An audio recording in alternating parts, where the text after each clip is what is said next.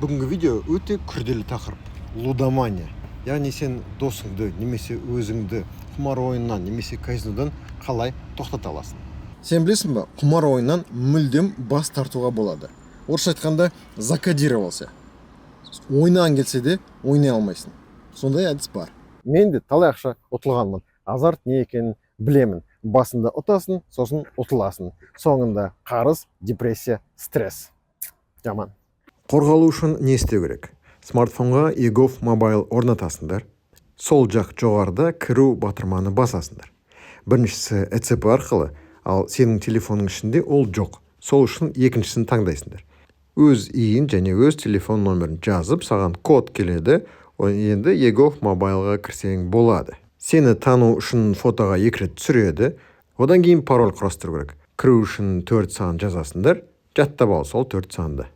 Face ID арқылы таңдаймын. Енді экран төмен жағында қызметтер дегенді бас. Оның ішінде спорт дегенді таңдайсыңдар. Оның ең астында құмар ойынға шектеу қою дегенді таңдайсыңдар. Соның ішінде 1 жыл немесе мен сияқты көп жылға шектеу қоюға болады. Енді бүгіннен бастап құмар ойынды ойнамайсыңдар, казиноға сендерді кіргізбейді. Бұл әлсіздіктің белгісі емес, бұл шешім қабылдау. Яғни сен өз өміріңді қорғайсың. Мына видеоны сақтап қой, досыңа жібер. Мүмкін біреудің өмірін құтқарасың.